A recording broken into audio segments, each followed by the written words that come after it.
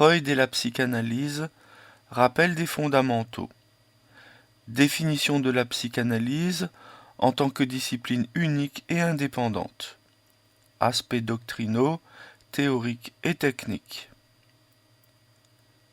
Citation de Sigmund Freud dans Psychoanalyse und Libido-Theorie.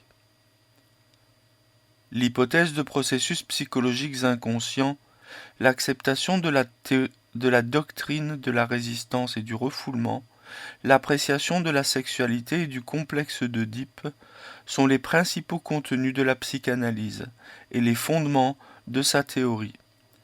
Et quiconque ne peut les approuver tous ne devrait pas se compter parmi les psychanalystes. Donc, l'hypothèse de processus psychologiques inconscients, l'acceptation de la doctrine de la résistance et du refoulement, l'appréciation de la sexualité et du complexe d'Oedipe sont les principaux contenus de la psychanalyse et les fondements de sa théorie. Et quiconque ne peut les approuver tous ne devrait pas se compter parmi les psychanalystes. Autre citation de Ana Beatriz Lima da Cruz en 2003.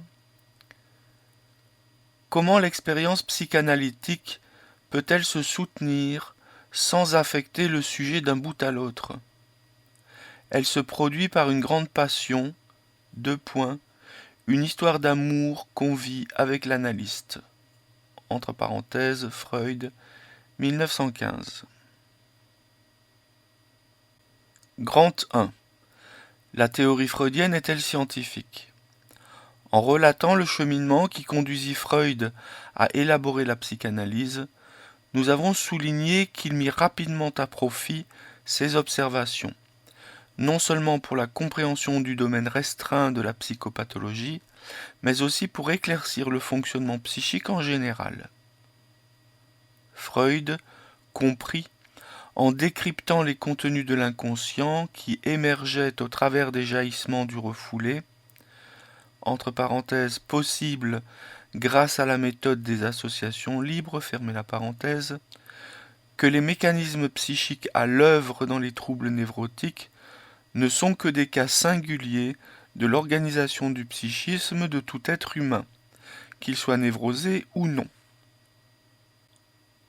Freud comprit, en décryptant les contenus de l'inconscient qui émergeaient au travers des jaillissements du refoulé, que les mécanismes psychiques à l'œuvre dans les troubles névrotiques ne sont que des cas singuliers de l'organisation du psychisme de tout être humain, qu'il soit névrosé ou non.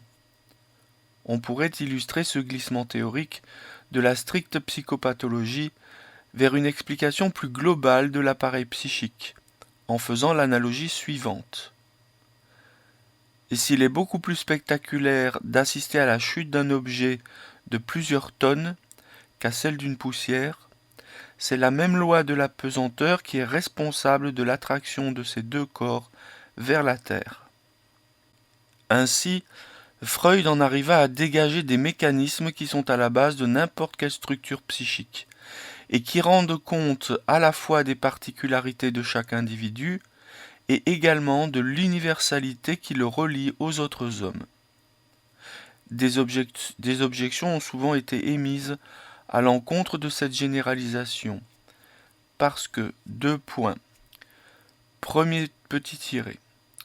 D'une part, les observations collectées provenaient de l'analyse de membres de sociétés occidentales, qui plus est, dans une période historique pendant laquelle la sexualité était, socialement, particulièrement réprimée, ce qui aurait pu laisser supposer que la théorie freudienne ne décrivait qu'un particularisme culturel de l'époque.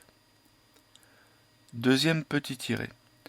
D'autre part, les données sur lesquelles Freud se basait découlaient d'observations indirectes, entre parenthèses, les effets visibles de l'inconscient, fermez la parenthèse, et que par conséquent les conclusions qu'il en tirait étaient des inférences spéculatives plus philosophiques que scientifiques. Il faut noter que cet aspect, entre parenthèses, l'impossibilité d'observer directement l'inconscient et ses mécanismes, fermez la parenthèse, reste une énorme difficulté pour toute réflexion psychanalytique. Bien que dans certaines perversions, dans les psychoses et chez les petits-enfants, la lecture de l'inconscient soit souvent assez évidente. Cette difficulté est à l'image de la spécificité de la psychanalyse. 2 points. Tenter d'éclairer l'insaisissable des conduites humaines. Pour ce qui concerne le premier point, à savoir l'universalité des mécanismes fondamentaux du psychisme humain, au-delà des spécificités individuelles et culturelles, de nombreuses études ethnographiques ont donné raison à Freud. Entre parenthèses, l'universalité du tabou de l'inceste par exemple, fermez la parenthèse, point. Quant au deuxième point, il n'est peut-être pas inutile de rappeler, pour ne citer que quelques exemples, que dans le domaine de la physique, la théorie de la relativité d'Einstein n'a pas été construite à partir d'observations, que le modèle atomique de Bohr ne fut certainement pas le fruit d'observations directes de particules atomiques, que la théorie corpusculaire et ondulatoire de la lumière n'est pas le résultat d'une observation de photons ou d'ondes, entre parenthèses, et il n'est pas évident que ces entités correspondent à la réalité de la lumière. 2 points. L'important est que ces modèles permettent une explication cohérente et surtout des prédictions valables quant au comportement du phénomène étudié. Et surtout que, pour la mécanique quantique, les subparticules ne sont pas observables par définition. Entre parenthèses, principe d'incertitude d'Heisenberg. Que dans le domaine de la paléontologie, et particulièrement celui de l'étude de l'évolution de l'espèce humaine, les éléments d'observation sont souvent extrêmement incomplets, ce qui empêche nullement d'en tirer des conclusions essentielles. 2 points. Que dans le domaine de la biologie, Pasteur découvrit l'action des microbes, levures et bactéries, non par l'observation directe de ces micro-organismes, mais grâce à l'étude de leurs effets, contrôlés au cours de savantes expériences. C'est tout aussi vrai pour Mendel, qui découvrit les lois de la génétique sans même savoir ce qu'était un chromosome, et encore moins une molécule d'ADN. Entre parenthèses, acide désoxyribonucléique. La méthode scientifique se résume toujours, en gros, à la même séquence d'opérations que l'on peut énoncer ainsi. 2 points. L'observation, souvent fortuite, de certains faits. L'élaboration d'hypothèses pouvant expliquer ces faits. La mise à l'épreuve des hypothèses pour les confirmer ou les infirmer en les confrontant à de nombreuses observations sous la forme d'une collection organisée des informations recherchées. Entre parenthèses, expérimentation, description détaillée, études statistiques, fermez la parenthèse. L'élaboration de lois explicatives qui conduisent à un modèle théorique et la mise à l'épreuve de la pertinence des lois en vérifiant la justesse des prédictions qu'elles permettent dans la situation où chaque fois tous les paramètres de l'établissement de ces lois sont réunis. Toute la question tourne autour de la nature du fait observé. Certaines disciplines ont la chance d'étudier des objets directement observables et peuvent alors se targuer d'une extrême précision scientifique. Ce n'est pas toujours possible, et dans ces cas, la seule façon d'aborder l'objet de recherche est la déduction à partir de l'observation des effets que celui-ci produit. Il est évident que dans ces situations où seule une observation indirecte permet d'approcher un objet de recherche, il y aura une marge d'incertitude plus ou moins importante, et cela même si le raisonnement déductif est rigoureux. Sigmund Freud fut en permanence confronté à cette difficulté Et nous avons vu par les quelques exemples cités dans d'autres disciplines que ce n'était pas spécifique à la psychanalyse. D'ailleurs, de plus en plus souvent, la science actuelle est obligée de s'affranchir des observations directes compte tenu de l'intimité extrême des faits recherchés. Et cela, malgré les limites sans cesse reculées. Citons le microscope à effet tunnel qui permet d'observer la matière au niveau atomique. Donc d'ailleurs, de plus en plus souvent, la science actuelle est obligée de s'affranchir des observations directes, compte tenu de l'intimité extrême des faits recherchés, ou de l'éloignement également extrême des objets de recherche. Entre parenthèses, les astres lointains en astrophysique.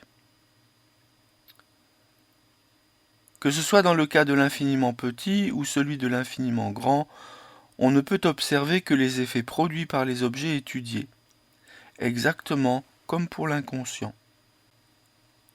Toujours dans ce sens d'un bouleversement de la méthode scientifique traditionnelle, liées à des difficultés d'observation, il est de plus en plus fréquent que la théorie précède les observations qui viennent la confirmer après coup. Entre parenthèses, la théorie d'Einstein en est un bel exemple. Et ce sera de plus en plus vrai grâce à la modélisation informatique qui permet de simuler le comportement de la réalité dans une infinité de situations. Donc, toujours dans ce sens d'un bouleversement de la méthode scientifique traditionnelle liée à des difficultés d'observation, il est de plus en plus fréquent que la théorie précède les observations qui viennent la confirmer après coup. Et ce sera de plus en plus vrai grâce à la modélisation informatique qui permet de simuler le comportement de la réalité dans une infinité de situations. Ainsi, la difficulté majeure de la psychanalyse, c'est-à-dire l'impossibilité d'observer directement les contenus de l'inconscient, l'empêche d'atteindre la précision des sciences exactes. Insistons pour dire que cette imprécision n'a rien à voir avec un manque de rigueur, qui est souvent extrême en psychanalyse, dans son souci d'essayer de rendre compte de toutes les interactions des forces en présence. La psychanalyse, et Freud le premier, soulève un paradoxe. 2 points, la pureté, entre guillemets, de la logique des sciences exactes n'est peut-être possible parce qu'elle est le produit d'un fantasme de pureté.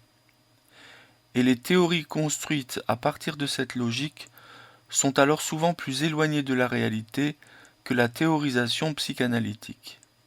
Ceci dit, c'est de moins en moins vrai avec l'introduction de la pluridisciplinarité dans les sciences, entre parenthèses, écologie, climatologie, astrophysique, etc. Fermez la parenthèse.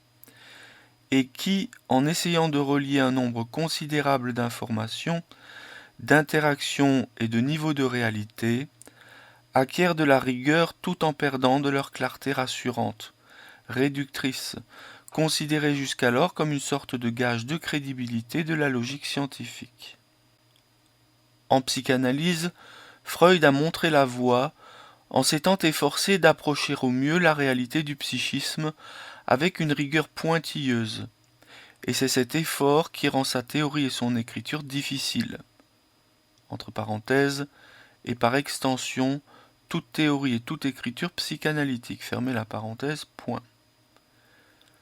La complexité du discours analytique rend compte au mieux de la réalité psychique faite du jeu permanent de ses contradictions. La métapsychologie freudienne n'est-elle pas finalement beaucoup moins irréelle que certaines théories scientifiques qui sont basées sur des expérimentations et des études quantitatives qui, ne l'oublions pas, sont orientées par la subjectivité des chercheurs. Entre parenthèses, les hypothèses sont le produit de fantasmes inconscients mis en scène dans les protocoles expérimentaux. Fermez la parenthèse. Les lignes ci-dessus soulèvent une question qui poursuit la psychanalyse depuis sa naissance. 2 points. Est-elle une science ou une philosophie ? Si à l'évidence ce n'est pas une science exacte, il s'agit tout de même d'une discipline qui applique la méthode scientifique. Ainsi, Freud, en construisant un modèle du fonctionnement psychique, en particulier inconscient, non pas à partir de l'observation directe des mécanismes, mais par le biais de leur manifestation, et en s'appuyant sur des preuves indirectes, comme les symptômes, les actes manqués, les rêves, et finalement toutes les productions psychiques, n'était ni plus ni moins scientifique que d'autres chercheurs dans d'autres domaines. Rappelons enfin qu'il avait fait ses preuves par le passé de chercheurs rigoureux dans les domaines de la biologie et de la médecine, où l'observation directe était possible. Entre parenthèses, histologie, cytologie des neurones, neuropathologie.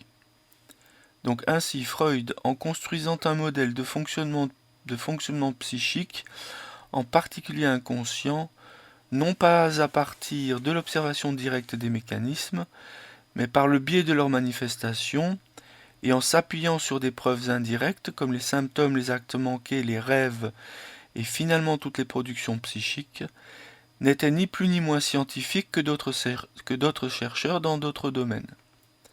Rappelons enfin qu'il avait fait ses preuves par un passé de chercheur rigoureux. Donc Freud avait un passé de chercheur rigoureux dans les domaines de la biologie, de la médecine, où l'observation directe était possible. Histologie, cytologie des neurones, neuropathologie. Par ailleurs, Freud, toujours conformément à l'état d'esprit scientifique, n'a jamais prétendu que son modèle théorique était immuable et définitif, donc dogmatique. Contrairement à ce que démontre Karl Popper, 1902-1994, il prouvera à maintes reprises que lorsque sa théorie ne permettait plus de comprendre certains faits, il fallait la modifier pour essayer de décrire au mieux la réalité. Freud considérait que son modèle rendait plus ou moins bien compte de la réalité psychique, tout en admettant la part d'incertitude inhérente à toute théorie scientifique. Il y a plusieurs façons d'approcher la théorie freudienne. L'une d'elles consiste à aborder les thèmes majeurs de la psychanalyse, entre parenthèses l'inconscient, les pulsions, le rêve, la névrose, etc. Cependant, l'approche la plus complète et la plus pédagogique est celle des points de vue. 2 points. Les phénomènes psychiques étant beaucoup trop complexes pour être appréhendés globalement, on n'en décrit qu'un aspect à la fois. 2 points. Celui qui se dévoile lorsqu'on observe tel processus sous tel angle. Classiquement, les points de vue sont au nombre de 4. Topique, dynamique, économique et génétique. Cette méthode fut appelée par Freud métapsychologie. Il en parle sporadiquement dès les années 1890. Mais ce n'est que plus tard qu'il définit explicitement l'approche métapsychologique, en 1915. Le préfixe méta est là pour souligner le but spécifique de cette psychologie qui vise une compréhension d'un au-delà de l'apparent, c'est-à-dire des mécanismes sous-jacents inconscients, non visibles, qui régissent les manifestations psychiques conscientes. Donc, plus simplement, la métapsychologie est la psychologie de l'inconscient et la base théorique de la psychanalyse. Ainsi, la psychanalyse se scinde en 3 parties principales. Une partie technique qui concerne la méthode psychanalytique, entre parenthèses, situation divan-fauteuil, les associations libres, la neutralité du psychanalyste, etc. Fermez la parenthèse.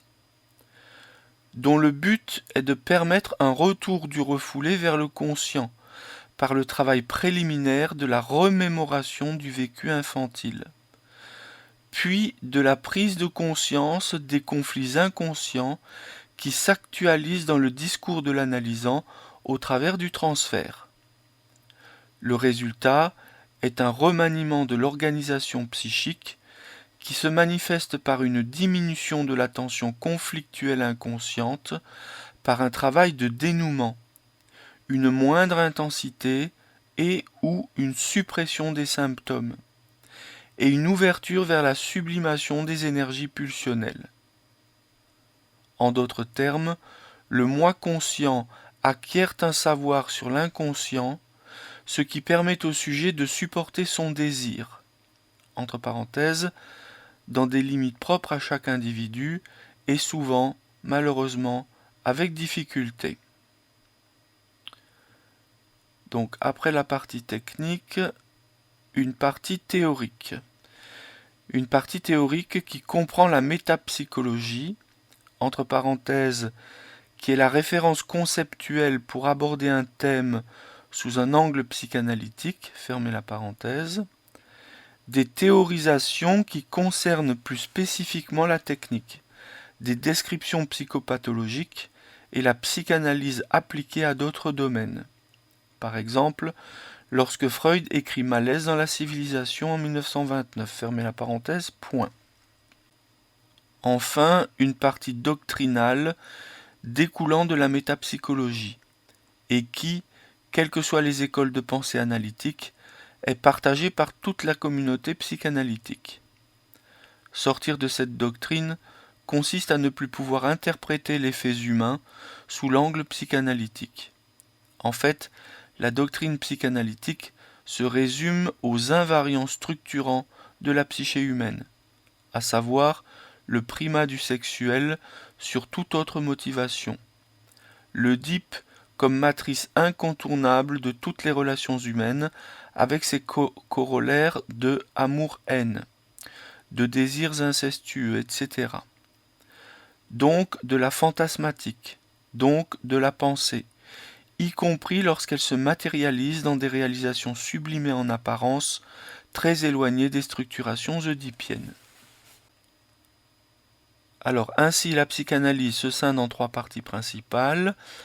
Nous avons vu la partie technique, la partie théorique et la partie doctrinale.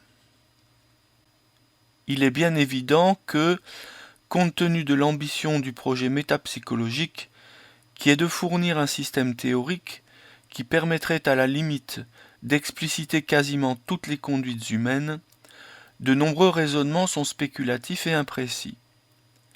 Comme nous le disions précédemment, pour n'importe quel modèle scientifique, l'important est que celui-ci ne soit pas érigé en vérité absolue, donc en dogme, entre parenthèses, auquel cas le modèle en question deviendrait une idéologie, fermez la parenthèse, et que lorsqu'il se trouve contredit par certains faits, il soit modifié, amélioré, voire même abandonné.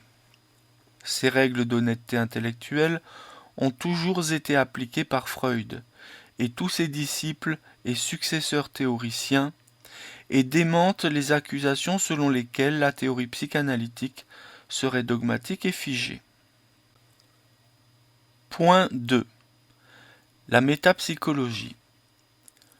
Freud, en 1925, définit la métapsychologie comme suit. 2 points. 3 petits points, je me suis lancé dans la tentative d'une métapsychologie. J'ai ainsi dénommé un mode d'analyse dans lequel chaque processus psychique est apprécié en fonction des trois coordonnées de la dynamique, de la topique et de l'économie. Et j'ai vu en elle l'objectif ultime auquel puisse parvenir la psychologie.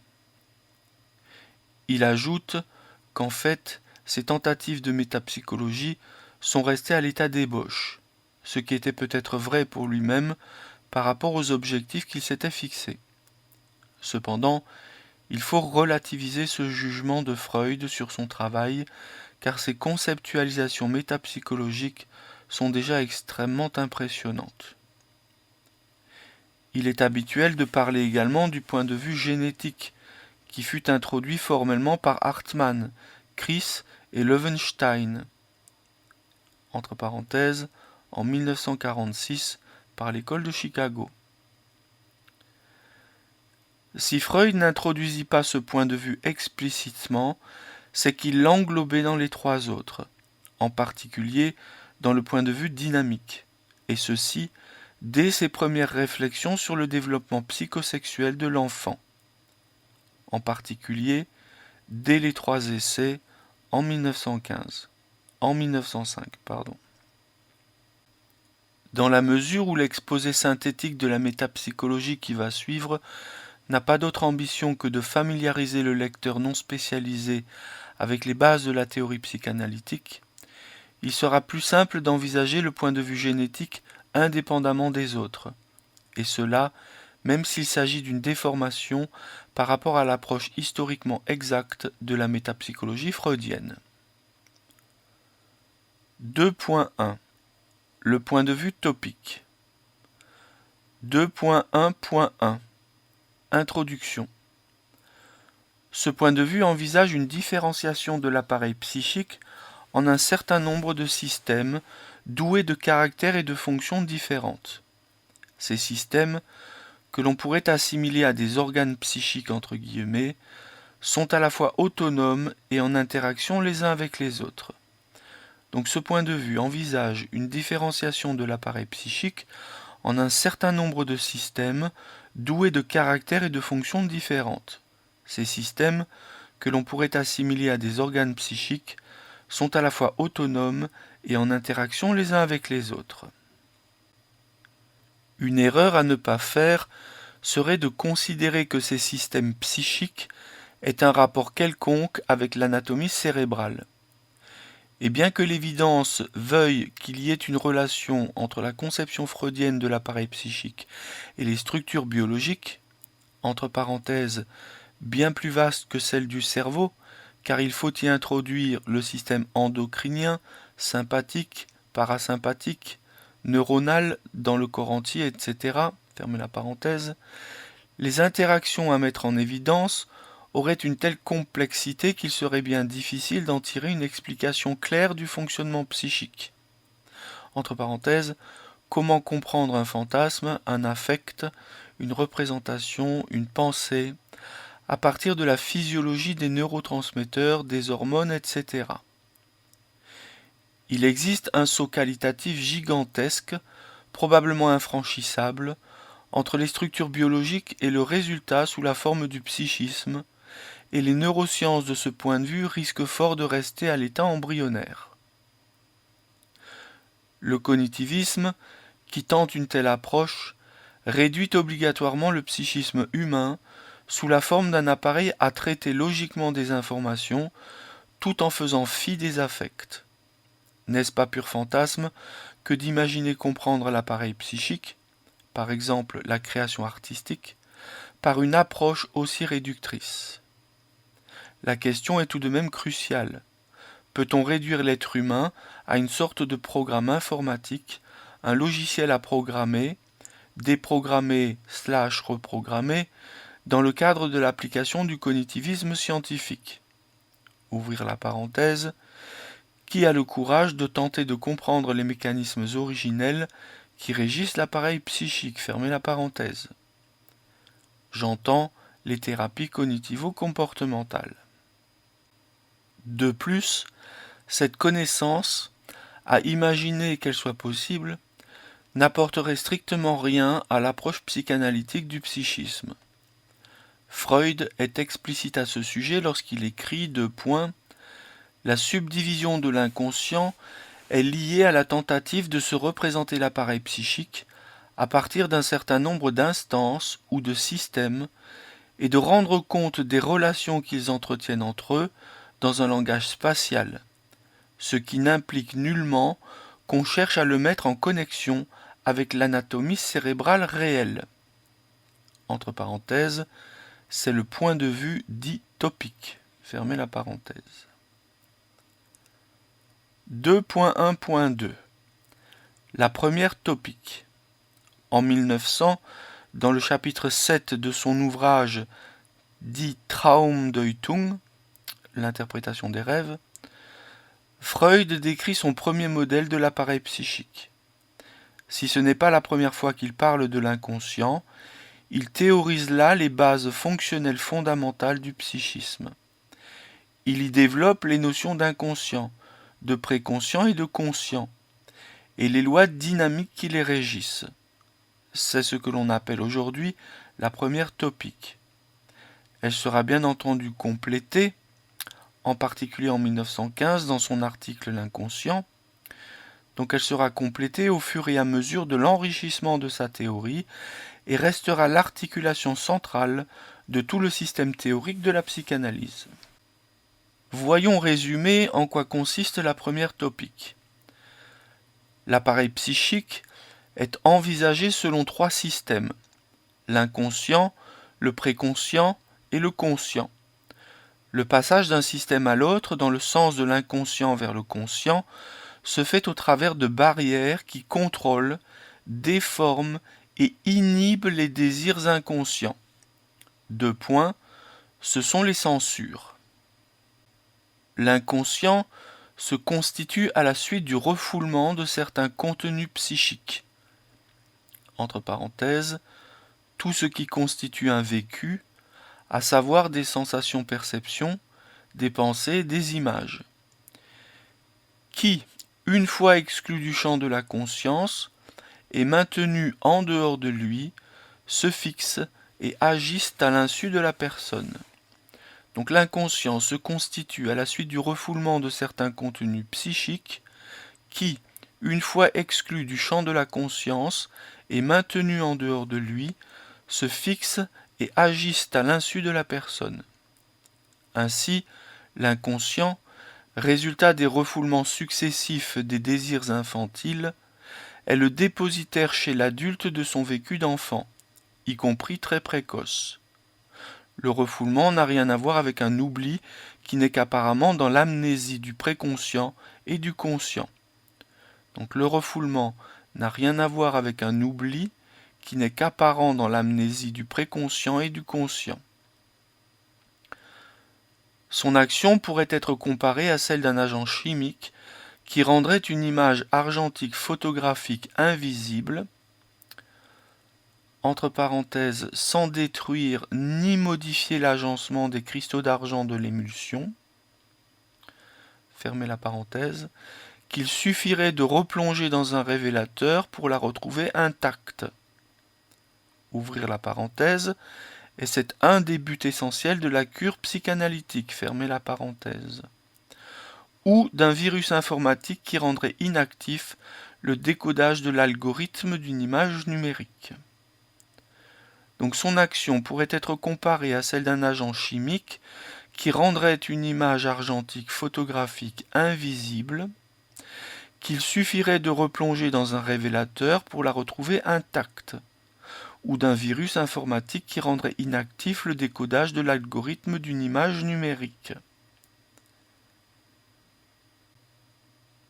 Les censures qui déforment les contenus de l'inconscient, lorsqu'ils font retour dans le préconscient puis le conscient, peuvent être comparées à une action de maquillage de la photographie afin de la rendre méconnaissable, au cas où elle se révélerait à un observateur.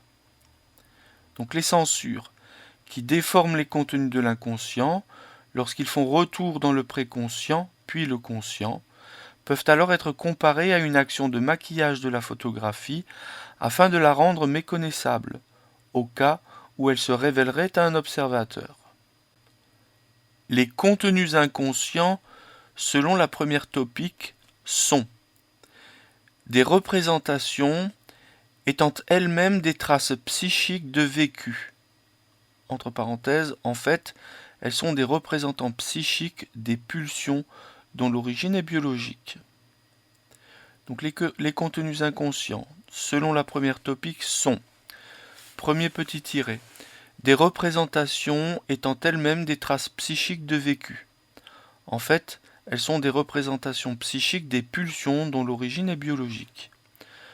Deuxième petit tiret, des désirs infantiles que l'on peut définir comme des ensembles de représentations qui ont trait à des expériences de satisfaction et qui, une fois fixées inconsciemment, cherchent à se réaliser en permanence.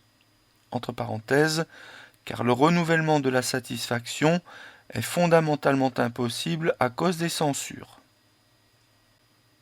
Cette dynamique du désir, qui détermine son insatisfaction structurelle, entre parenthèses censure, et originelle, entre parenthèses tabou de l'inceste, est décrite par Lacan par la notion de manque.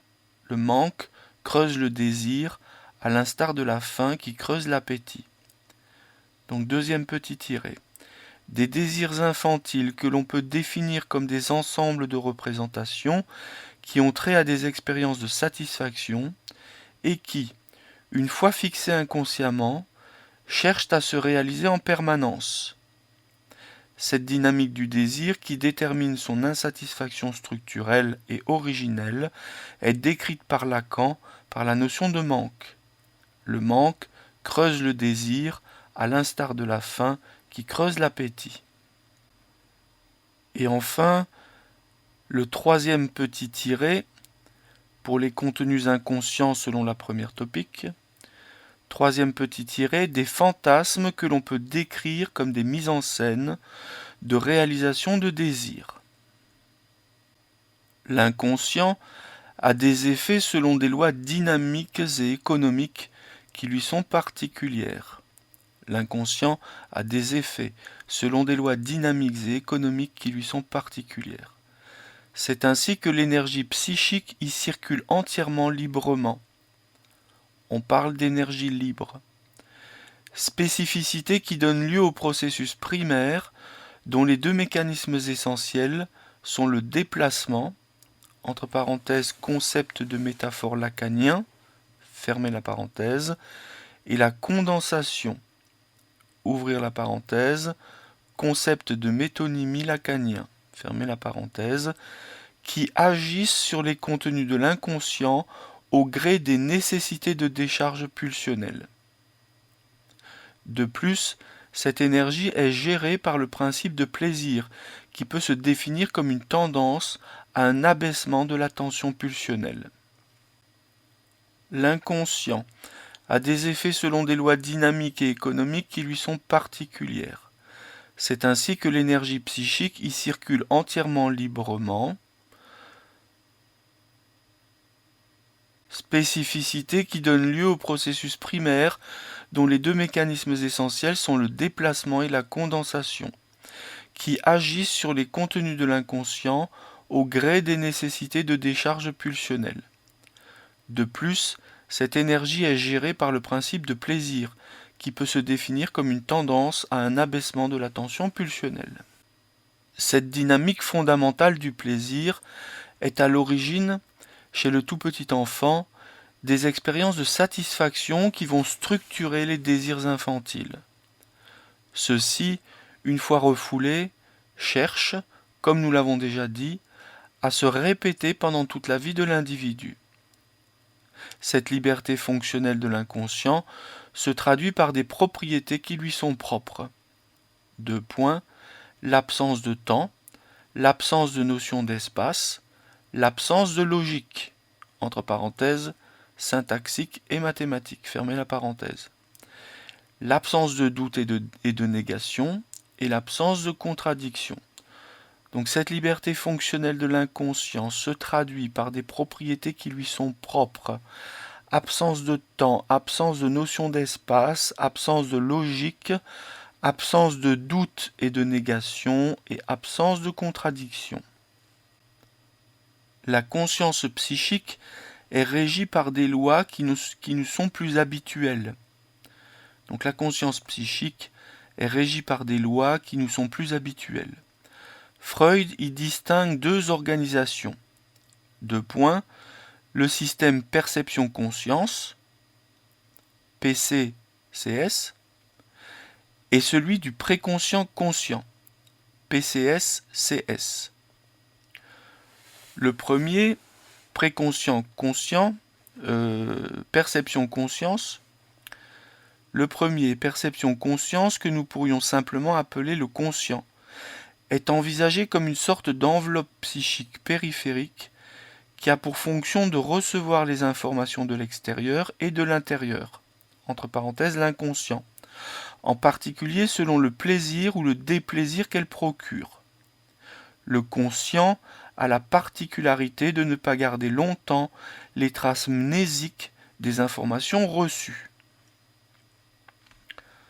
Donc le premier système, perception-conscience, que nous pourrions simplement appeler le conscient, est envisagé comme une sorte d'enveloppe psychique périphérique qui a pour fonction de recevoir les informations de l'extérieur et de l'intérieur, en particulier selon le plaisir ou le déplaisir qu'elle procure. Le conscient a la particularité de ne pas garder longtemps les traces mnésiques des informations reçues. Le second système, préconscient-conscient, qu'il serait possible de simplement dénommer le préconscient, a un pouvoir plus grand de mémorisation des excitations reçues. Celles-ci, entre parenthèses les traces mnésiques préconscientes, fermez la parenthèse, restent en mémoire un certain temps et peuvent être ramenées en surface. Elles sont ainsi disponibles pour le conscient. Donc, dans le système préconscient-conscient, qu'il serait possible de simplement dénommer le préconscient, a un pouvoir plus grand de mémorisation des excitations reçues, et celles-ci, ces excitations reçues, qui sont des traces mnésiques, elles restent en mémoire un certain temps et peuvent être ramenées en surface. Elles sont ainsi disponibles pour le conscient. Que ce soit dans le conscient ou le préconscient, l'énergie psychique y circule moins librement que dans l'inconscient. On parle d'énergie liée. Ou, vu autrement, il existe des liaisons psychiques qui sont le résultat de l'action du processus secondaire qui agit selon des contrôles du retour du refoulé. L'action des censures est sous la dépendance du principe de réalité. L'action des censures est sous la dépendance du principe de réalité, qui vient s'opposer au principe de plaisir pour en modifier les tendances à la satisfaction immédiate, pour tenter de différer cette dernière. Le principe de réalité se structure chez l'enfant suite à un apprentissage des impossibilités de réalisation des désirs en fonction des contingences extérieures. Entre parenthèses, les contraintes d'éducation, l'agressivité et la sexualité parentale, certaines étapes de développement, par exemple le sevrage, etc. Mais aussi intérieures, donc en fonction de contingences intérieures, entre parenthèses, structuration de fantasmes en rapport avec des événements biologiques, comme par exemple la poussée des dents, qui favorise la structuration de fantasmes de dévoration de la mère, apparition du langage, qui accompagne le contrôle sphinctérien et induit des fantasmes auto-érotiques, développement de la psychomotricité, qui permet une plus grande emprise sur le monde extérieur, accompagné de fantasmes de toute puissance, etc. Donc le principe de réalité se structure chez l'enfant, suite à un apprentissage des impossibilités de réalisation des désirs en fonction des contingences extérieures, mais aussi intérieures. Les contingences extérieures sont les contraintes d'éducation, l'agressivité et la sexualité parentale, certaines étapes de développement, comme par exemple le sevrage. Quant aux contingences intérieures,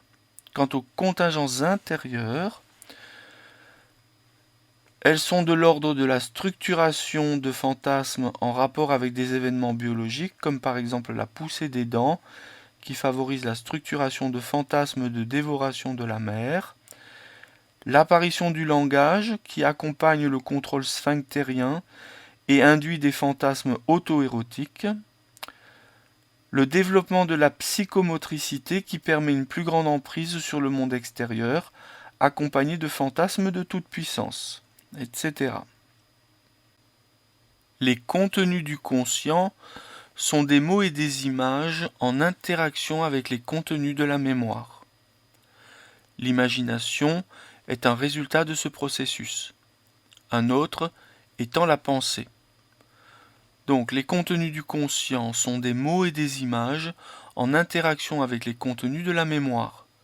L'imagination est un résultat de ce processus, un autre étant la pensée. Quant aux contenus du préconscient, ils ne sont pas fondamentalement différents, sinon que leur accessibilité n'est pas directe. Les mécanismes du conscient sont essentiellement ceux de l'attention et de la perception. Ce n'est plus le cas du préconscient, assimilable à une sorte de réservoir temporaire de la mémoire et de sas de passage, dans les deux sens, entre l'inconscient et le conscient. Donc, quant au contenu du préconscient, ils ne sont pas fondamentalement différents, sinon que leur accessibilité n'est pas directe. Les mécanismes du conscient sont essentiellement ceux de l'attention et de la perception. Ce n'est plus le cas du préconscient assimilable, assimilable à une sorte de réservoir temporaire de la mémoire et de sas de passage, dans les deux sens, entre l'inconscient et le conscient. Les propriétés des systèmes perception-conscience et préconscient-conscient peuvent se définir par le contraire de celles de l'inconscient, à savoir qu'il y existe une notion de temps, une notion d'espace, une logique, entre parenthèses, syntaxique et mathématique, fermez la parenthèse. Le doute et la négation, la contradiction. Enfin, alors que l'inconscient est plutôt soumis à une dynamique quantitative, entre parenthèses des mouvements d'énergie, fermez la parenthèse, les systèmes préconscients et conscients sont plutôt le siège de processus qualitatifs, entre parenthèses, discrimination, compréhension, donner des qualités aux affects, etc. Entre l'inconscient et le préconscient existe une première censure, essentiellement déformante. Elle vise à rendre méconnaissables les contenus inconscients, entre parenthèses, inacceptables pour la conscience parce que refoulés, fermez la parenthèse. Donc entre l'inconscient et le préconscient existe une première censure, essentiellement déformante. Elle vise à rendre méconnaissables les contenus inconscients, inacceptables pour la conscience parce que refoulés. La seconde censure, située entre le préconscient et le conscient, est sélective. Elle filtre les contenus en fonction des besoins et des réticences du conscient. Donc, entre l'inconscient et le préconscient existe une première censure, essentiellement déformante. Elle vise à rendre méconnaissables les contenus inconscients, inacceptables pour la conscience parce que refoulés. La seconde censure, située entre le préconscient et le conscient, est sélective. Elle filtre les contenus en fonction des besoins et des réticences du conscient. L'approche topique du psychisme permet d'éclairer la notion fondamentale de conflit psychique, sans laquelle une compréhension de la conception psychanalytique est impossible. Le conflit est le résultat d'une incompatibilité entre les désirs en provenance de l'inconscient et les censures du préconscient et du conscient. Dit autrement, les désirs refoulés d'origine infantile sont empêchés dans leur réalisation par une pression permanente du refoulement, entre parenthèses, nommé, en italique, refoulement proprement dit, fermez la parenthèse, devant l'angoisse. Donc le conflit est le résultat d'une incompatibilité entre les désirs en provenance de l'inconscient et les censures du préconscient et du conscient. Dit autrement, les désirs refoulés d'origine infantile sont empêchés dans leur réalisation par une pression permanente du refoulement devant l'angoisse. Cependant, il y a problème, car les désirs structurés dans un contexte d'insatisfaction n'en restent pas là et cherchent, sous l'effet d'une tension psychique intolérable, à faire retour, à s'extérioriser, d'autant plus qu'ils sont en quelque sorte mandatés par l'appareil psychique pour décharger les pulsions, entre parenthèses, processus qui est vital. Pour que cette opération soit quand même possible, une seule solution existe. Les éléments inconscients doivent être rendus méconnaissables pour le conscient. travail effectué par les censures. De cette façon, les désirs refoulés peuvent tout de même se réaliser, entre parenthèses, incomplètement, puisque leur forme est déguisée, fermez la parenthèse, en permettant un relatif abaissement de la tension pulsionnelle, sans éveiller les foudres, entre guillemets, du système perception-conscience. Donc de cette façon, les désirs refoulés peuvent tout de même se réaliser, en permettant un relatif abaissement de la tension pulsionnelle, sans éveiller les foudres du système perception-conscience. Mais ces désirs refoulés qui peuvent tout de même se réaliser le sont incomplètement puisque leur forme est déguisée. Cette situation consensuelle est appelée formation de compromis. La réalisation déguisée des désirs inconscients aboutira à des formes substitutives de satisfaction, entre parenthèses, dénommées formations substitutives, fermez la parenthèse, au travers des actes manqués, entre parenthèses, lapsus du langage, de l'écriture, de la lecture, méprise de l'action, égarement d'un objet, oubli de toutes sortes, fermez la parenthèse, des rêves, des fantasmes et des symptômes névrotiques. Deux points, ce sont les manifestations de l'inconscient en italique. Donc la réalisation déguisée des désirs inconscients aboutira à des formes substitutives de satisfaction au travers des actes manqués, des rêves, des fantasmes et des symptômes névrotiques. Ce sont les manifestations de l'inconscient.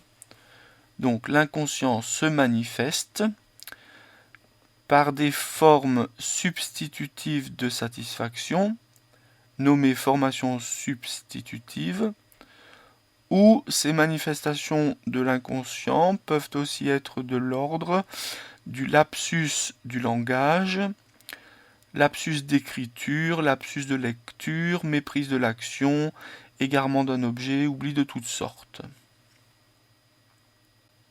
Finalement, Sigmund Freud, dès 1900, avait conçu des fondations solides qui ne seront pas fondamentalement remises en cause, mais seulement remaniées et enrichies. L'enseignement à extraire de la première topique est considérable, puisque d'après cette conception, toutes les manifestations psychiques sont des expressions déformées de l'inconscient, entre parenthèses, qui cherche à s'extérioriser en permanence pour abaisser sa tension interne, fermez la parenthèse. En d'autres termes, l'inconscient infiltre constamment la conscience, qui n'est finalement qu'une exécutante de forces sous-jacentes qui la dépassent. 2.1.3 La seconde topique. En 1923, dans son célèbre article « Le moi et le ça », Freud développe une nouvelle topique. Cette seconde topique, élaborée dans la foulée du remaniement de la théorie des pulsions en 1920, découle du constat qu'il existe un décalage entre les faits observés en séance d'analyse et la capacité de la première topique à expliciter ceux-ci. Donc en 1923, dans son célèbre article « Le moi et le ça », Freud développe une nouvelle topique. Cette seconde topique, élaborée dans la foulée du remaniement de la théorie des pulsions en 1920, découle du constat qu'il existe un décalage entre les faits observés en séance d'analyse et la capacité de la première topique à expliciter ceux-ci. Freud observe, dans sa pratique, que les défenses de ses analysants sont de plus en plus coriaces, proportionnellement à la force du refoulé qui fait retour. De plus, il constate que les interventions faites sur ces défenses n'ont aucune efficacité.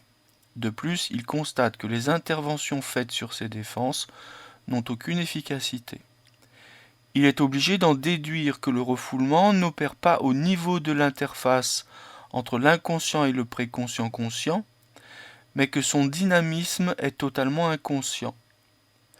Un corollaire ressort de cette constatation, à savoir que le conflit psychique n'est pas non plus fixé au niveau de cette interface, et qu'il est également complètement inconscient. Un corollaire ressort de cette constatation, à savoir que le conflit psychique n'est pas non plus fixé au niveau de cette interface, et qu'il est également complètement inconscient. Alors que la première topique était plutôt d'inspiration objectiviste, entre parenthèses, la description de l'appareil psychique traduisait une tentative d'objectivité scientifique, comme en se plaçant d'un point d'observation extérieur à l'appareil psychique regardé comme un objet physique. La seconde topique est basée sur des observations de la perception subjective de l'appareil psychique. Ces composants sont en quelque sorte vus comme des personnes ou des instances, entre parenthèses, dans le sens d'une autorité, corps constitué qui détient un pouvoir de décision. Définition du petit Robert. Et d'ailleurs, de nombreux analysants, sans rien connaître de la théorie psychanalytique, ressentent les instances psychiques et en arrivent à les décrire avec leurs mots en reconstituant un modèle de l'appareil psychique qui ressemble étonnamment à celui de la seconde topique.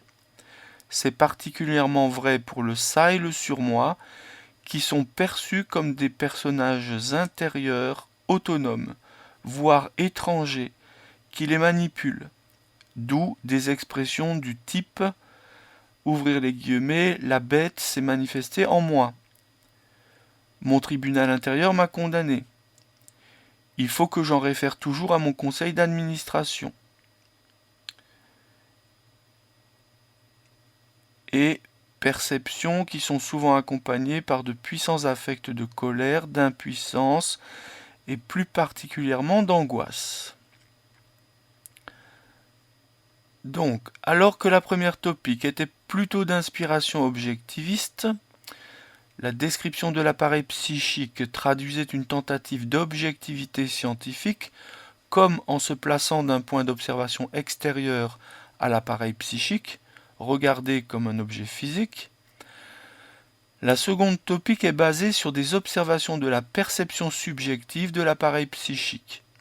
Ces composants sont en quelque sorte vus comme des personnes ou des instances. Des personnes ou des instances qui sont prises dans le sens d'une autorité, d'un corps constitué qui détient un pouvoir de décision. Et d'ailleurs, de nombreux analysants, sans rien connaître de la théorie psychanalytique, ressentent les instances psychiques et en arrivent à les décrire avec leurs mots, en reconstituant un modèle de l'appareil psychique qui ressemble étonnamment à celui de la seconde topique.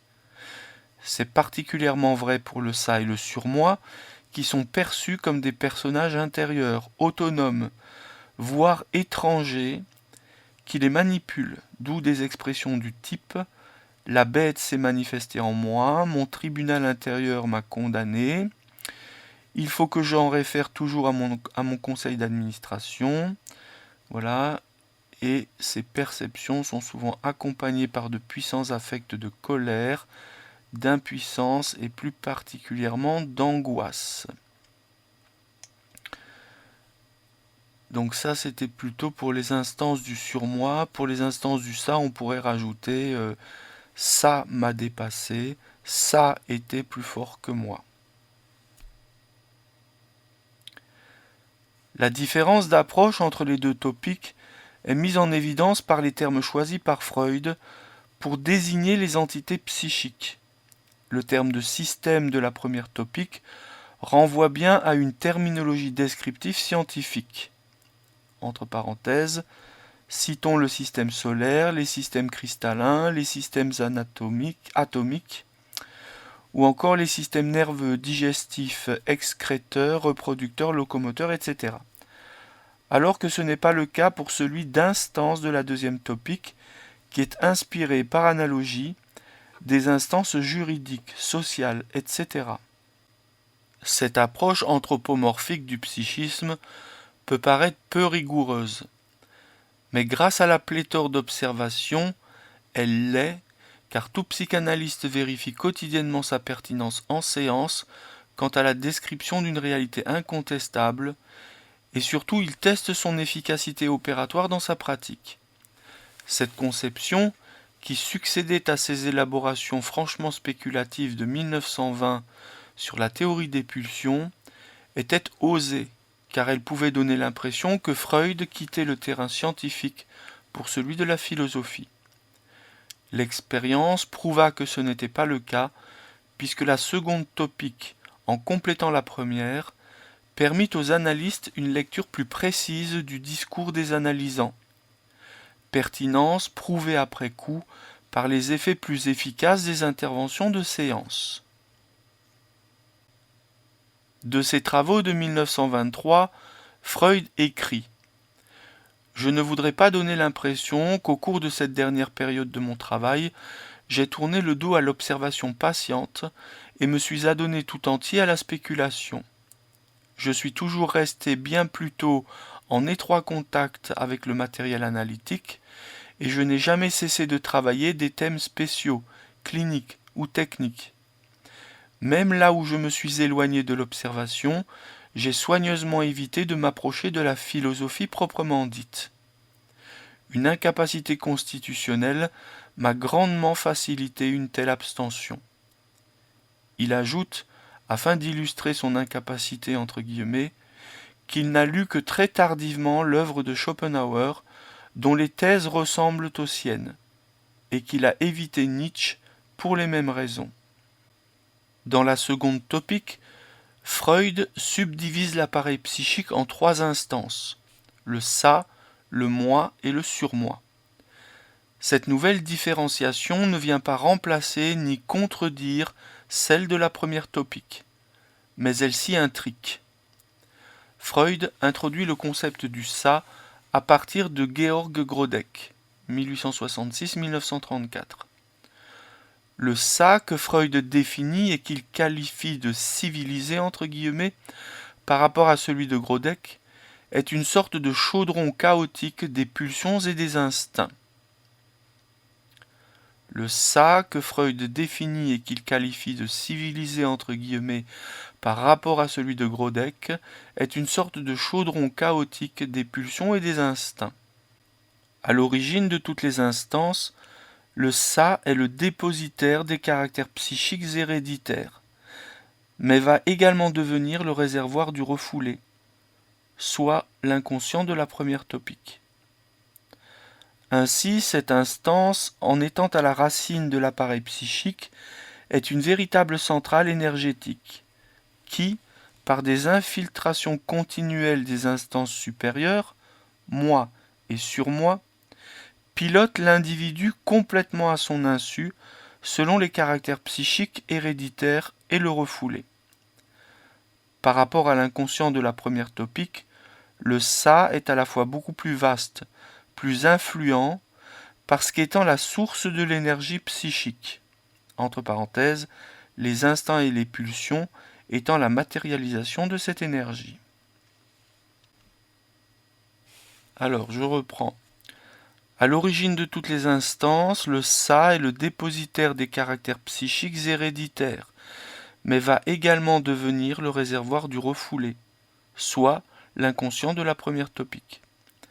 Ainsi, cette instance, en étant à la racine de l'appareil psychique, est une véritable centrale énergétique qui, par des infiltrations continuelles des instances supérieures, que sont le moi et le surmoi, pilote l'individu complètement à son insu selon les caractères psychiques héréditaires et le refoulé. Par rapport à l'inconscient de la première topique, le ça est à la fois beaucoup plus vaste, plus influent, parce qu'étant la source de l'énergie psychique. Entre parenthèses, les instincts et les pulsions étant la matérialisation de cette énergie. Le moi, concept que Freud introduisit dès ses premiers travaux, est redéfini dans la deuxième topique. Il devient une instance psychique avec des fonctions spécifiques, et il acquiert une position topique par rapport au ça et au surmoi. En gros, les fonctions qui étaient précédemment dévolues au conscient et au préconscient le sont maintenant au moi. Son noyau, sorte de centre d'organisation d'où partent des informations, serait le conscient, entre parenthèses, système perception-conscience de la première topique. Mais en plus, il est pour une grande part inconscient. Donc le moi de la deuxième topique couvre tous les systèmes de la première topique. Donc le moi, concept que Freud introduisit dès ses premiers travaux, est redéfini dans la deuxième topique. Il devient une instance psychique avec des fonctions spécifiques, et il acquiert une position topique par rapport au ça et au surmoi. En gros, les fonctions qui étaient précédemment dévolues au conscient et au préconscient le sont maintenant au moi. Son noyau, sorte de centre d'organisation d'où partent des informations, serait le conscient, système perception-conscience de la première topique. Mais en plus, il est pour une grande part inconscient.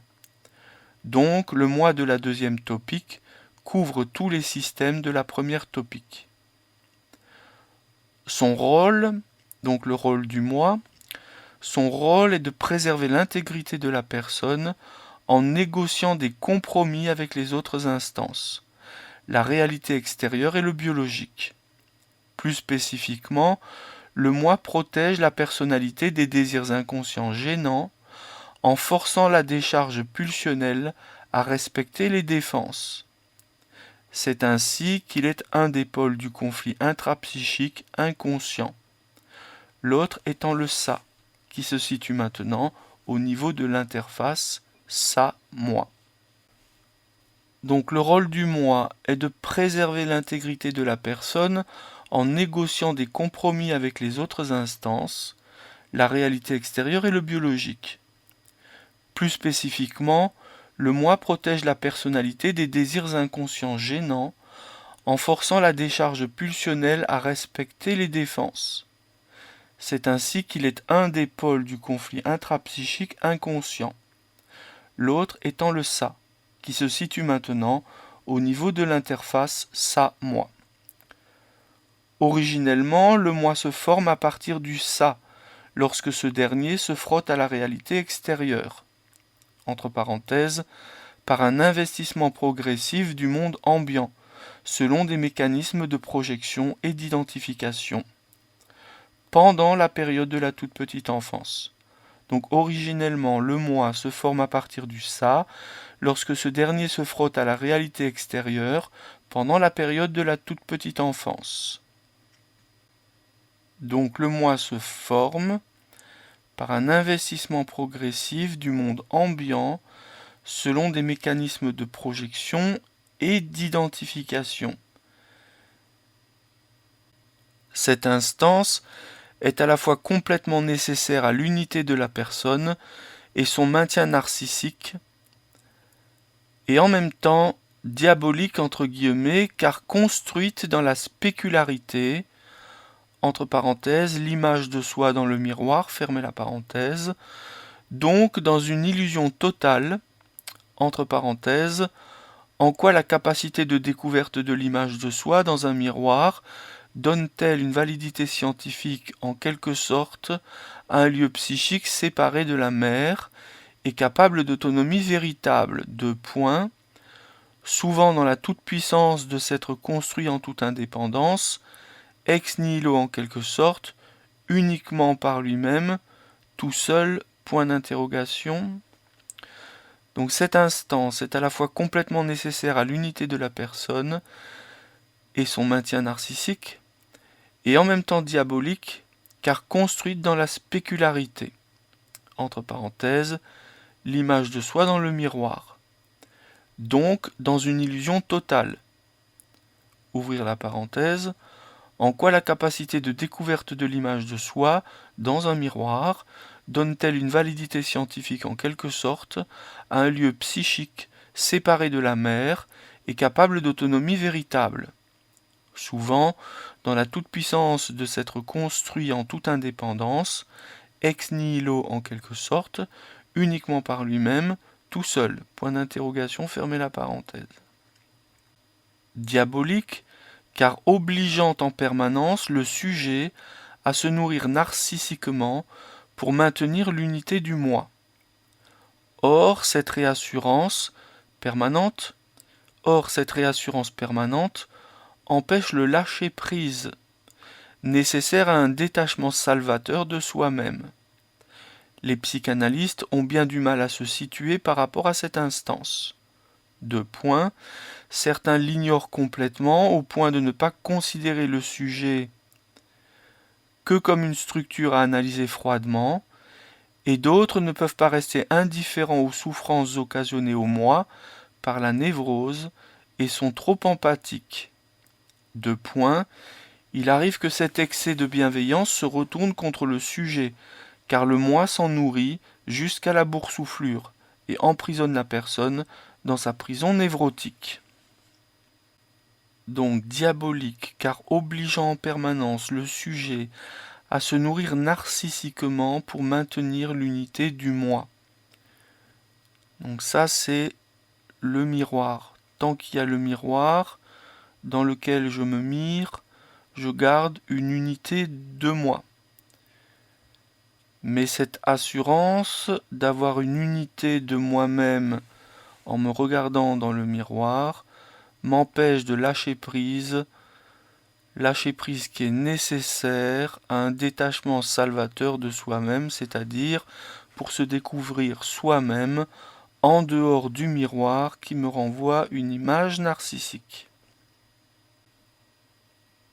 La troisième instance est le surmoi.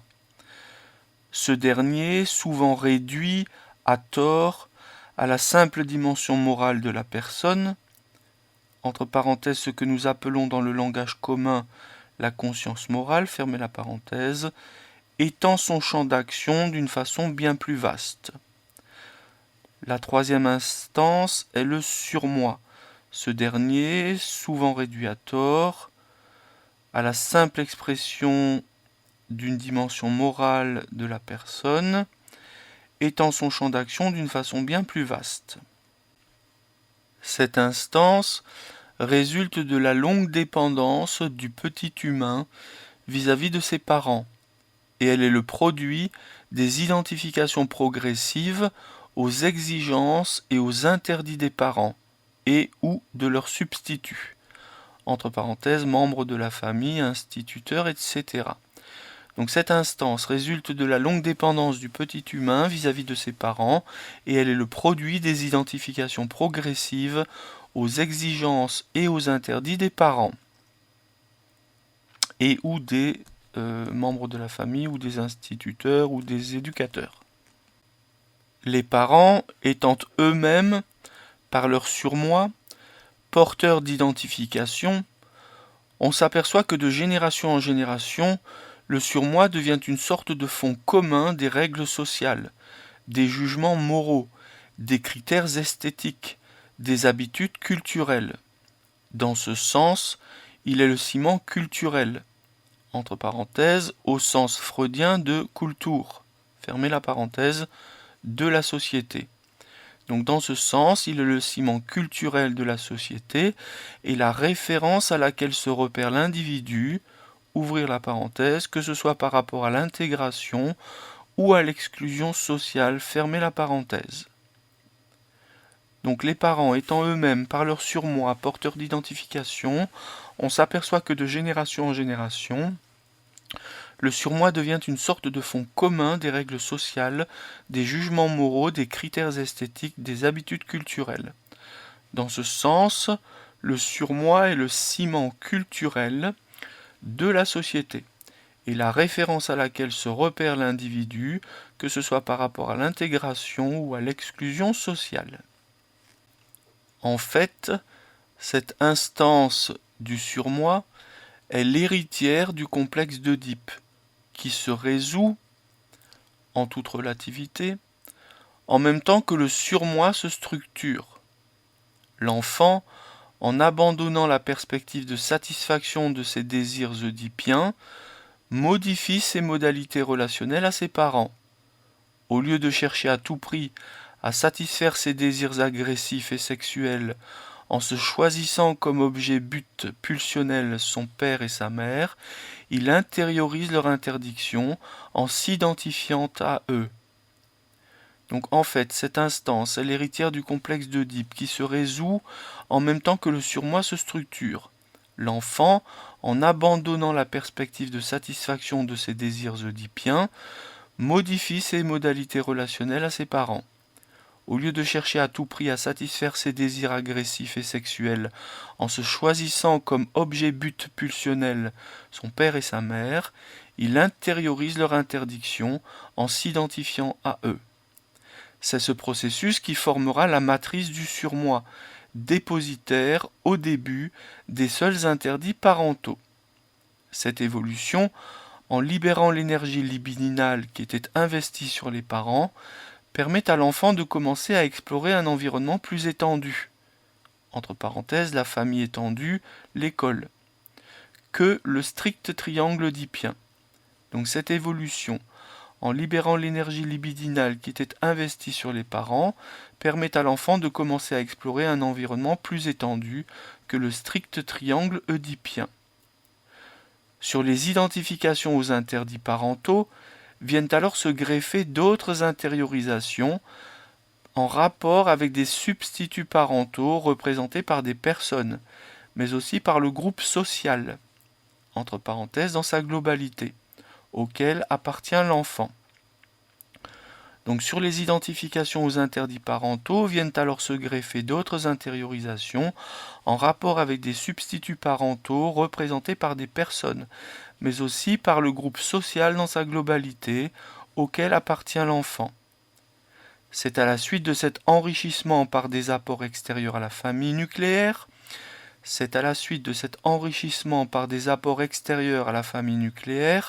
que le surmoi prend sa forme définitive et intègre, à partir du groupe socio-culturel dans lequel l'enfant vit, la morale commune, les critères esthétiques du groupe, les critères de jugement collectif.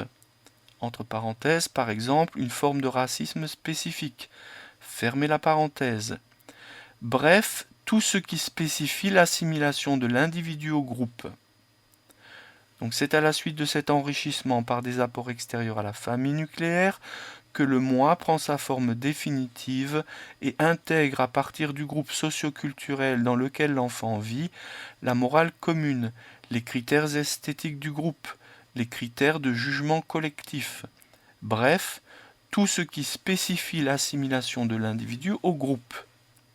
Le surmoi, s'il est trop sévère, agit négativement sur les désirs inconscients, en les empêchant vigoureusement de s'extérioriser. Et c'est probablement ainsi qu'il faut comprendre la pression de la société sur l'individu. Il l'a intériorisé. Ainsi, l'instance surmoïque, si elle est nécessaire à la cohésion psychique et à l'intégration de l'individu dans le groupe social, peut avoir des effets ravageurs sur une personne. Une fois complètement intégré à la structure psychique de l'adulte, le surmoi leurre ce dernier en lui faisant croire que son échelle des valeurs, entre parenthèses, sa morale, ses choix esthétiques, ses critères de jugement et d'exigence, fermez la parenthèse, lui sont propres, alors qu'il n'est que le vecteur de construction psychique parentale, ancestrale et collective. Une fois complètement intégré à la structure psychique de l'adulte, le surmoi leurre ce dernier en lui faisant croire que son échelle de valeurs lui sont propres, alors qu'il n'est que le vecteur de construction psychique parentale, ancestrale et collective.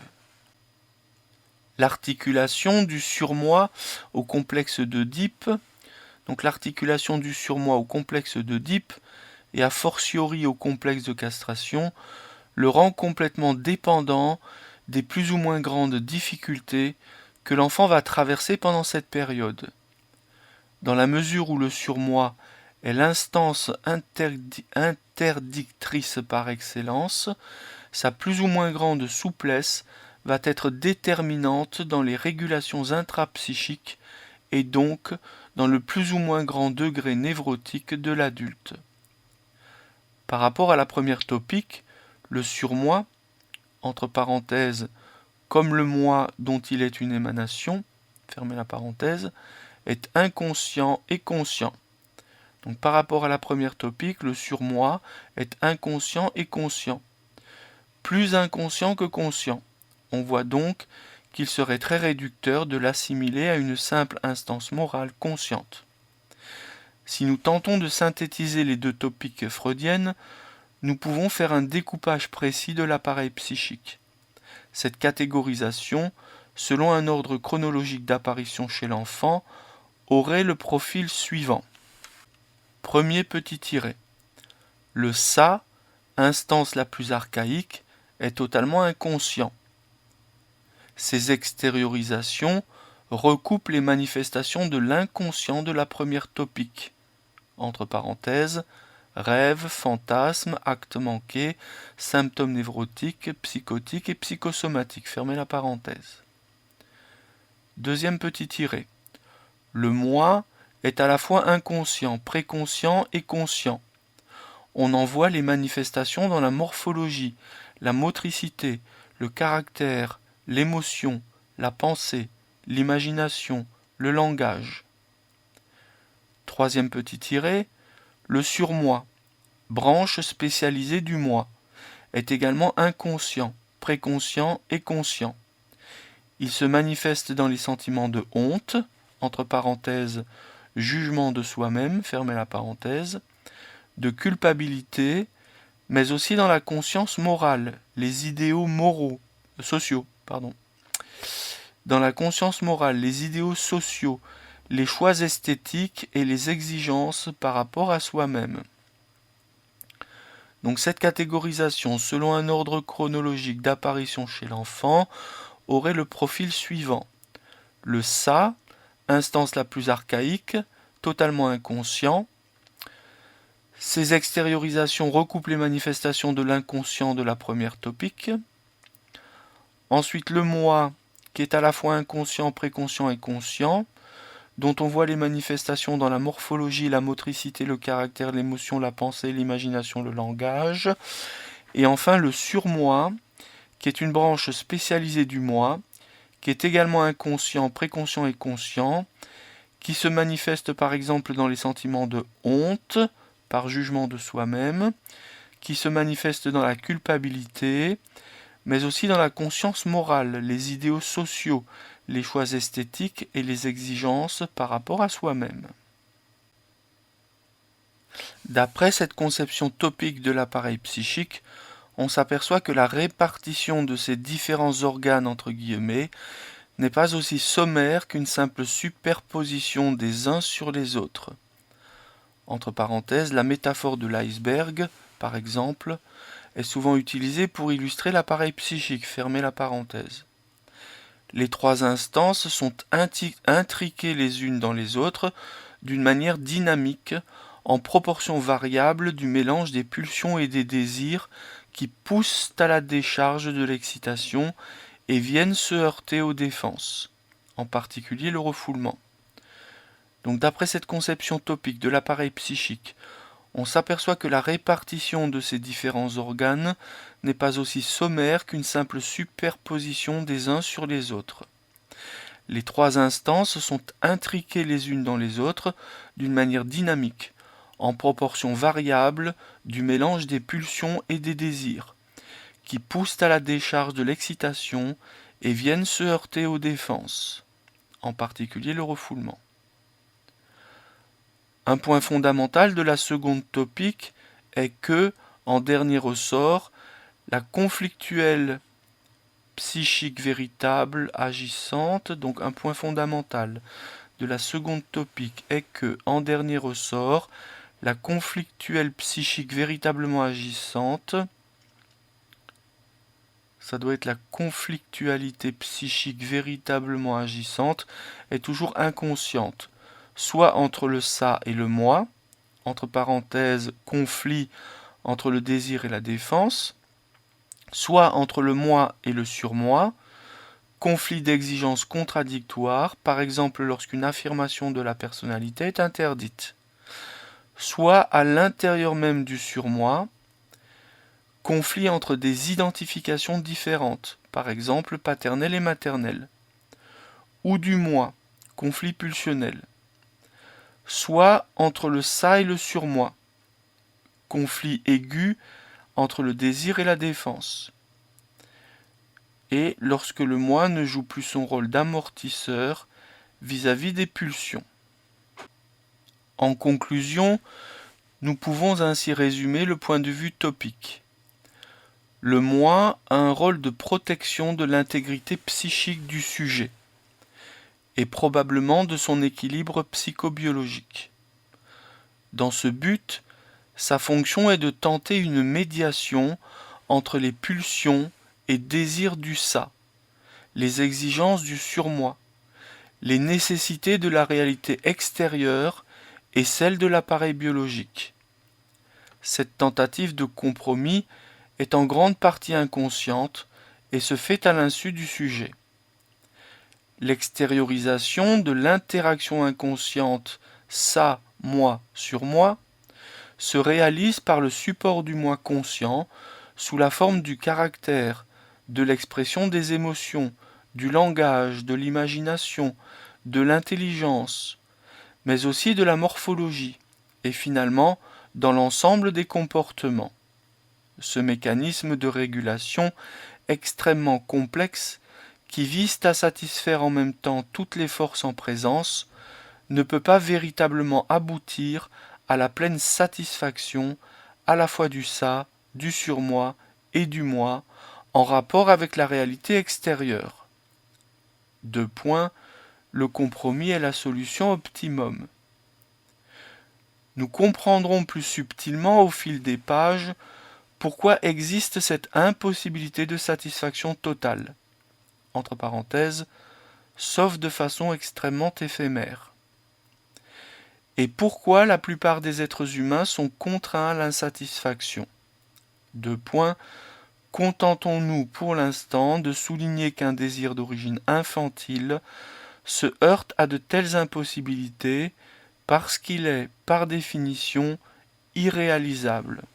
Entre parenthèses, illustrons cette étrangeté en citant le désir d'inceste, surtout s'il est déguisé dans des formes dérivées. Lacan appuie pour beaucoup ses conceptions sur cette notion de manque, d'où découle la demande, mesure de l'écart entre le désir et le manque. Le degré d'harmonie psychique d'une personne tient à la plus ou moins bonne résolution des conflits inconscients. Cette approche du psychisme fait toucher du doigt l'extrême relativité du concept de normalité en psychanalyse. Donc le degré d'harmonie psychique d'une personne tient à la plus ou moins bonne résolution des conflits inconscients. Cette approche du psychisme fait toucher du doigt l'extrême relativité du concept de normalité en psychanalyse, car fondamentalement, comment un équilibre entre toutes les forces en présence, si difficile à atteindre, pourrait-il se maintenir en permanence ? Les oscillations permanentes entre périodes harmonieuses et périodes de déséquilibre entraînent le sujet à balancer continuellement d'un état névrotique quand il ne s'agit pas parfois d'épisodes psychotiques, entre parenthèses, par exemple favorisés par des effets de l'alcool, à un état dit normal. Donc les oscillations permanentes entre périodes harmonieuses et périodes de déséquilibre entraînent le sujet à balancer continuellement d'un état névrotique quand il ne s'agit pas parfois d'épisodes psychotiques, à un état dit normal, entre guillemets normal. Lorsque la névrose prédomine, c'est que le moi empêche le mouvement pulsionnel du ça de répondre aux exigences du principe de plaisir par la censure des désirs inconscients, lequel mouvement pulsionnel se déplace alors dans des décharges sous la forme d'actes manqués, de symptômes, de rêves et de fantasmes, de manifestations psychosomatiques, entre parenthèses, qui peuvent devenir des maladies organiques graves. Il arrive très souvent que le moi appelle le surmoi à la rescousse en se servant de sa sévérité pour mieux s'opposer au ça. Entre parenthèses, c'est le cas de la névrose obsessionnelle par exemple. Quand la psychose prédomine, c'est qu'alors le moi, devenu défaillant, adhère au désir du ça et ne tient plus aucun compte de la réalité extérieure. Cette totale adhésion va entraîner la fabrication de délires, d'hallucinations, de passages à l'acte impulsifs dans les registres sexuels et agressifs. Au long de cet exposé des topiques freudiennes, le lecteur aura sans doute noté ce qu'il y a d'artificiel à envisager. Au long de cet exposé des topiques freudiennes, le lecteur aura sans doute noté ce qu'il y a d'artificiel à envisager un point de vue métapsychologique isolément des autres. En effet, j'ai été obligé de parler de pulsion, de défense, de refoulement pour comprendre les raisons des subdivisions topiques. Et nous retrouverons cette interaction permanente entre les points de vue dans toute la métapsychologie. Toujours est-il qu'en parlant des pulsions, nous avons commencé à aborder le point de vue dynamique. La question des pulsions est certainement celle qui pose le plus de difficultés en psychanalyse, et celle qui fut et est encore la plus discutée.